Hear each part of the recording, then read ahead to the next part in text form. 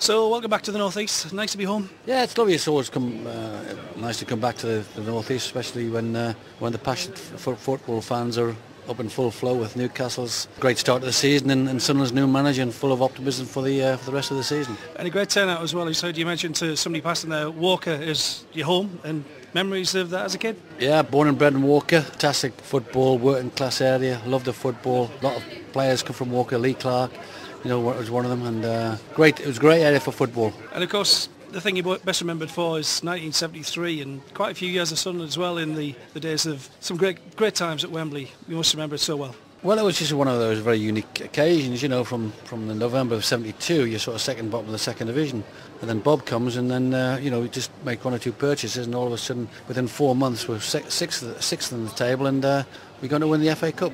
73, yeah, you were saying that 73 was a fantastic time, and memories of that. Yeah, as I say, we've gone from second division playing in front of 11,000 people in the November, December, and then by the end of the season, we've won the FA Cup. We're playing in front of 50,000 people, in the best, one of the best performances by anybody at Wembley. Bob Stokoe, memories? Yeah, Bob did great. He came in, relaxed us a little bit. We allowed us to just flourish a little bit, and Billy Hughes in particular, myself. Give us a free roll, and we enjoyed it. He did a great job of bringing in Vic Hallam, which put a bit of the jigsaw for as far as Billy and I were concerned. Just a perfect combination. And memories of the day? It just went so quickly, because we've been in that whole week. We'd played a home game against Blackpool on the Saturday of the previous week, and then we had a game against Leyton Orient on the Monday night because we'd stocked up extra games that we'd missed out through playing through in the FA Cup, and then so we played Leyton Orient, and Bob left myself, Ian Porterfield and Jimmy Montgomery out of the team just to rest us a little bit. Straight down to London, all sorts of things happening during the week in London, and hardly talked about Leeds until the Friday. The journey from Selsdon Park and Croydon, it was like wall to wall, red and white. All the people on the streets waving us off and congratulating and wishing us well. And it was just one of those fantastic, surreal situations. And then you get to Wembley and the place is absolutely packed because, unfortunately for Leeds, everybody in the country followed Sunderland apart from those who were Leeds United supporters.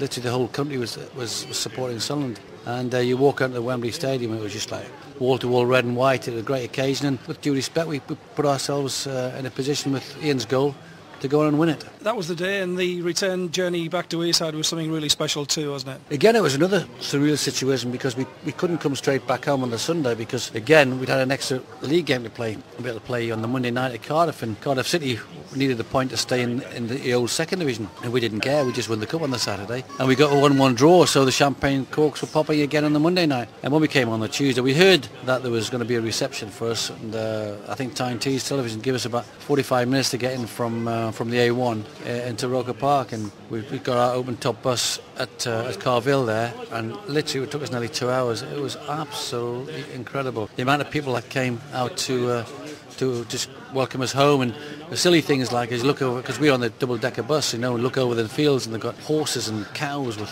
red and white rosettes and ribbons in their hair and their tails. It was just incredible. I always remember one moment when we drove past the Barnes Hospital, and they had a big old-fashioned balcony there, and they pushed out all the patients in the beds out onto the balcony, just to wave as we went past. And then when we finally got into Roker Park, it was 52,000 people packed in Roker Park. It was just one of those unique occasions.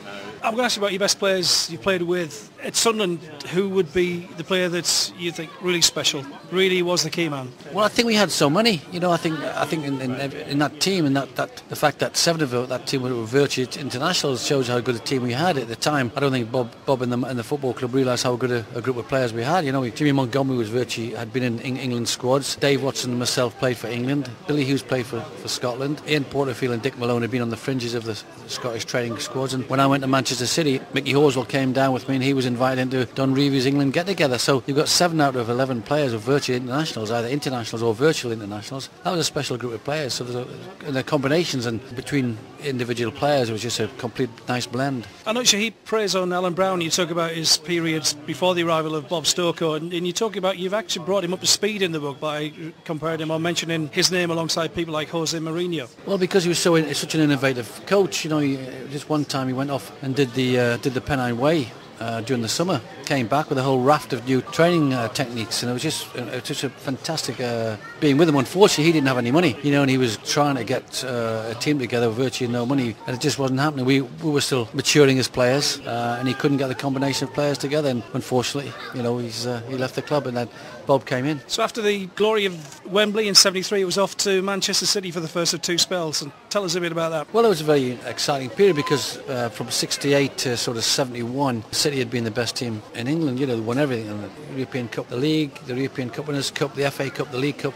4 trophies, that gold, and it really was an exciting kind of style they played, and that's what excited me about that. And I was delighted to sign for Man City, because I knew what they were trying to do. Ron Saunders was trying to start and rebuild after the Lee Bell summer be sort of were coming to an end. It was just a bit like Newcastle and Sunderland. It's a big passionate football area. From my perspective, that's where I wanted to be. Players you enjoyed playing alongside there? Well, we had a great side because in 1976, we went to Wembley again and beat Newcastle in the League Cup. We had a good team. We had virtually about 8 or 10 internationals in the squad, and Big Dave Watson joined me down in Manchester. Lacer Hartford, Joe Royal, Joe Corrigan, some quality players, and young Peter Barnes just starting his career on the left wing, so we had a real quality side. And from there, it was destination New York City. Wow, what a move that was. Yeah, it came out of the blue, I'd come back from a couple of hamstrings, and Tony Book didn't put me in the team. First of all, I said, Tony, I'm 28. If you know what I can do, if I'm not in your starting team, I need to go somewhere else. So opportunity came. I got contacted by a guy from representing New York,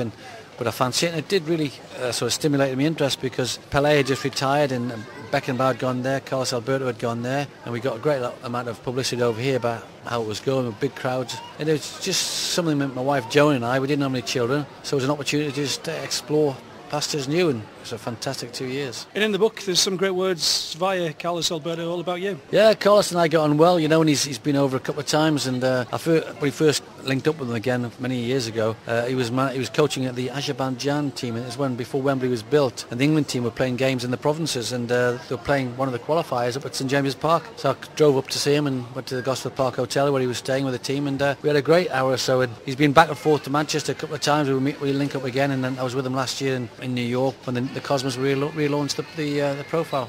You mentioned some great names there. There must be one player throughout your career who you look back and think, fantastic, he was the best. If you had to pick one player to play alongside you, who would it be? Franz Beckenbauer. He was just the archetype of professional. His name, De Kaiser, certainly suited the personality. He was a total professional. Even at the age he was there, probably 32, he was there, keeping control of the ball, controlling the game. He was so confident. It was a pleasure to play with him, except when I had to try and explain how to play cricket.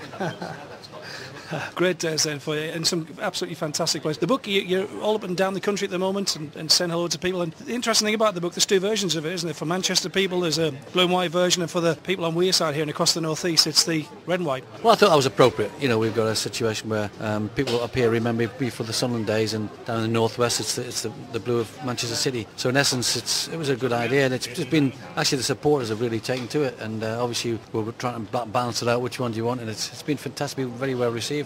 So next up was Manchester City, of course, player, and also involved in the decisions at the club as well. And one of the names you brought to Main Road at the time was Kevin Keegan. Yeah, it was a situation where we needed a motivator. We had relegated with Joe Royal, and we were carrying a lot of contracts. We needed to get back into the Premiership as soon as we could, because 2 things. First of all, we needed the Premiership, and secondly, we were moving it in a brand new stadium. Fantastic state-of-the-art new stadium after the Commonwealth Games. It was our stadium. We needed to be in the Premiership. Being in the First Division of the Championship, going at a new stadium like we had the fit didn't work, so we had to get out in one season, and who better for a great motivator was Kevin. I've known him since 1975 when we played together in the England team, and I couldn't, it was hard work getting him at first, but we finally got him, and true to his word, in 1 year, fantastic kind of performance. We certainly entertained us again in the old First Division, and then got us into the Premiership. Bit of a disappointment for Man City this week and Manchester United. Thoughts on the current situation? Yeah, that was a bit disappointing. I mean, I predicted the quarterfinals. I didn't think we'd win it. I didn't think the semi-finals were a bit too far. I thought it was the 4 or 5 teams better than us with European experience and ability, and I just felt quarterfinals in this first hit would be worthwhile. Now with both teams dropped down to the Europa League, but it's like everything else. A European trophy is a European trophy. Now we've got to focus and see if we can win this one. And what's the feeling like within the city now that City are doing so well and certainly snapping at the heels now. Well, if you're a City fan, it's fantastic. If you're a United fan, they don't like it. They've been master over us for such a long time, and all of a sudden now they're getting a bit of a taste of some the medicine. It's just terrific to be in the City, being a City fan. It's unusual, isn't it, to pick up the papers like we have over the past few days and see negative talk about Sir Alex, because he's for so many years been the king, hasn't he? Yeah, he is a past master. I mean, let's be fair. There's no one. He's probably the archetypal best that we've ever seen in modern day football. When he's reinvented teams time and time again, and you wait and see how he will do with this one, because I think for the first time in many seasons that I can recall, he's had a lot of injuries. I don't know whether they've got enough quality to set. Vidic is out, Owen's out, Berbatov's not firing, Danny Welbeck's not quite ready, he's been injured, and Hernandez is out for another month. So all of a sudden, important players are not available to him, and I don't think they have the depth in the squad. They've got a lot of young players, but they're not ready yet. And what about things at City? Manager, you happy there, and the people like Brian Kidd and David Platt on the bench? Good. I mean, they've got Platty and Kiddo know the English Premier League, and they've got Roberto with his knowledge of European players.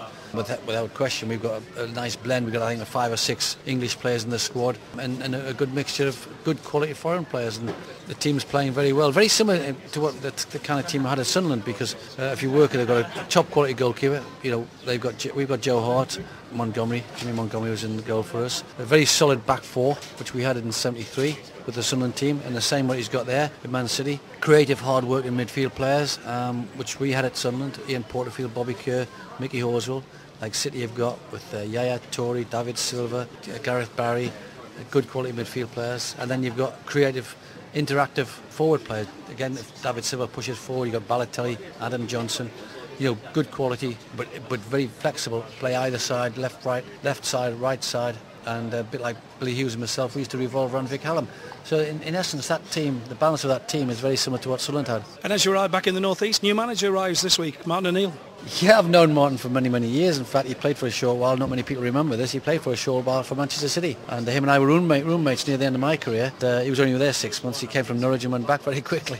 But he's done a couple of personal appearances from a conference production. I've done a couple of events for PricewaterhouseCoopers down in London. And I met him in Wembley a few months ago. He was doing some presentations for some of the lesser FA Trophy competitions. And we had a good chat then. So I'm going to try and see if I can get him in to see him at the Blackburn game. But I've got a signing at the stadium, so I hope we get a bit more time. What will he bring? He'll bring motivation and man management. In my view, he'll get more out of individual players. I know Steve very well. He had a lot of problems with injuries and suspensions and losing players, and then Darren Bent going, Asamoah Gyan going, Jordan Henderson going, and Danny Welbeck and Nadim Onua going back to the respective Manchester clubs. So he did have a lot of things working against him, but sometimes players respond to change, new manager. You mentioned that Bob Stoker arrived similar time and really turned the fortunes at Roker Park as well, so similarities there. Well, it's amazing because it is virtually within a couple of weeks. I think Bob arrived mid-November, I think it was, mid to late November, and within a couple of weeks, Martin O'Neill's gone then. There's a lot of quality in the dressing room now. It's just getting the best out of them. I still think you want to bring one or two in, but in January, clubs very rarely allow the best players to leave in January, so he may have to look very carefully and see how much money he's got. But I would suggest the objective this season is survival, and then the strategy would be to purchase in the summer. And your hometown teammate doing too bad since Alan Pardew arrived? He's doing terrific. I'm delighted for him, because I know Alan very well.